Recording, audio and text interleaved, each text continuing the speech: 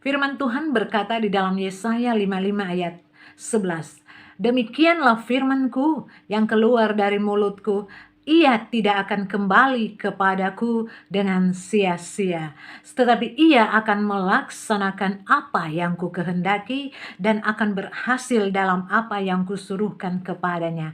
Saudaraku, Allah selalu menyampaikan kehendaknya pada manusia lewat firman Tuhan atau firman Allah. Firman Allah itu dapat disampaikan kepada kita lewat suara Tuhan, lewat Roh Kudus yang berbicara kepada hati kita, lewat hamba-hamba Tuhan atau alam sekitarnya yang terjadi. Contohnya seperti kita saat ini dalam suasana COVID-19 dan lain-lain. Saudaraku, firman Tuhan ini mengandung tujuan tertentu bagi kita. Di antaranya, saudaraku, kalau kita baca bersama-sama di situ dikatakan di dalam Timotius 3 ayat 16 bahwa firman Tuhan itu mengandung nasihat dan juga mengandung teguran. Yang kedua, kita bisa membaca di dalam Mazmur 119 ayat 49 sampai 52 dikatakan bahwa firman itu mengandung penghiburan. Saudaraku, inilah penghiburanku dalam kesengsaraanku, bahwa janjimu menghidupkan aku. Jadi menghidupkan aku. Di sini dikatakan bahwa aku ingat kepada hukum-hukummu yang dari dahulu kala, ya Tuhan, maka terhiburlah aku. Di situ jelas dikatakan dalam firman Tuhan. Jadi firman Allah merupakan penghiburan. Firman Allah merupakan kekuatan bagi orang-orang yang percaya saat ini. Nah, tentunya kita bisa melihat dalam menghadapi masalah. Kita bisa bicara di dalam 2 Tawarik 20 ayat 14 sampai 15, di mana di firman Tuhan dikatakan bahwa waktu Bani Moab dan Amon datang menyerang, di situ di firman Tuhan dikatakan bahwa Yosafat dan orang Yehuda merasa takut. Dan mereka tahu bahwa mereka akan kalah dan masuk dalam kesusahan besar. Namun saudaraku, di saat yang tepat mereka merasa takut bahwa mereka akan kalah, akan diserang orang. Tapi firman Tuhan datang kepada mereka. Jadi secara tidak langsung firman datang kepada mereka untuk memberikan kekuatan kepada mereka atau penghiburan bagi mereka, bahwa Allah yang akan berperang, Allah akan yang menolong mereka, Allah memberikan penghiburan mereka. Allah berkata bahwa Allah akan berperang kepada mereka. Jadi Allah yang akan menggantikan mereka untuk berperang melawan musuhnya. Saudaraku, firman Tuhan di sini mengingatkan bahwa percayalah bahwa Allah yang akan berperang bagi kita untuk mengalahkan semua tulah. Di situ dikatakan dalam firman Tuhan, bahwa inilah penghiburan bagi kita.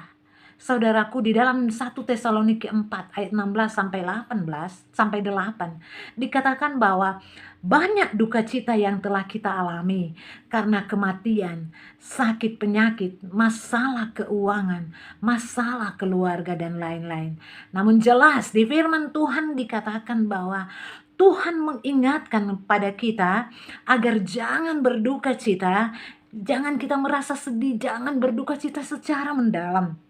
Jika saat ini saudara dalam duka cita yang kita rasakan saat ini, firman Tuhan mengingatkan kepada kita bahwa jangan berduka cita dengan secara mendalam. Dan saudaraku, selanjutnya kalau kita baca di dalam Yeremia 1 ayat 8 sampai 10 dikatakan bahwa Yeremia sangat terintimidasi dan menderita karena tugas panggilannya sebagai nabi Tuhan untuk menyampaikan firman Tuhan pada orang Israel. Namun saudaraku, firman Tuhan berkata bahwa Yeremia selalu memperoleh penghiburan dan kekuatan dari setiap firman Tuhan yang Tuhan sampaikan secara pribadi kepadanya. Jadi walaupun dia merasa takut, tapi secara pribadi firman Tuhan melalui Tuhan sampaikan kepada Yeremia, masa dia merasa terhibur. Saudaraku, mungkin kita mengalami tantangan dan secara tidak langsung intimidasi di dalam keadaan kita karena mengiring dan melayani Tuhan. Tetaplah setia karena dialah sumber penghiburan kita. Jika saat ini kita sedang dalam kesulitan, dalam saat berduka cita, ingatlah bahwa Tuhan itu yang memberikan penghiburan bagi kita. Jelas kita telah memahami akan firman Tuhan, kita telah baca firman Tuhan, bahwa di situ dikatakan bahwa Allah yang akan membela kita. Saat ini saudara dan saya mungkin dalam masalah keluarga, masalah pekerjaan, dalam masa-masa COVID ini, banyak hal yang kita hadapi, tapi jangan jelas dikatakan di dalam firman Tuhan saat ini bahwa Tuhan yang akan membela kita. Karena saudaraku, jelas di dalam firman Tuhan yang sudah kita baca tadi bahwa tujuan firman Tuhan Pak buat kita adalah Tuhan mengingatkan kita.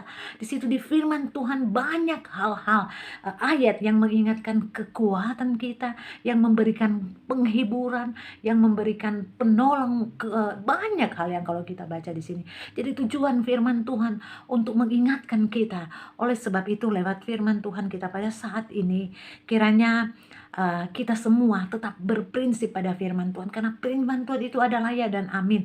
Di situ kita banyak menggali banyak hal.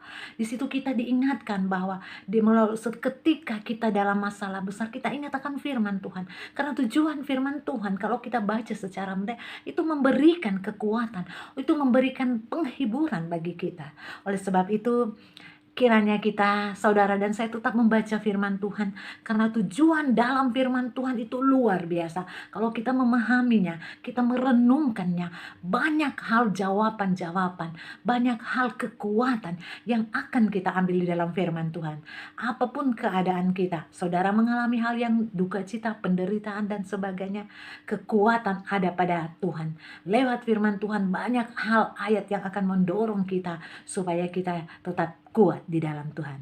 Oleh sebab itu saudaraku, apapun keadaan saudara dan saya, tetap andalkan Tuhan. Firman Tuhan adalah resep yang akan kita baca, resep yang akan memberi kekuatan kepada kita. Di situ kita banyak mengkaji banyak hal di dalam firman Tuhan. Karena tujuan firman Tuhan akan menolong kita di dalam masalah apapun kehidupan kita. Karena firman Tuhan itu memberikan kita kekuatan penolong dan banyak hal yang akan kita baca kalau kita memahami akan tujuan firman Tuhan. Terima kasih, Tuhan memberkati.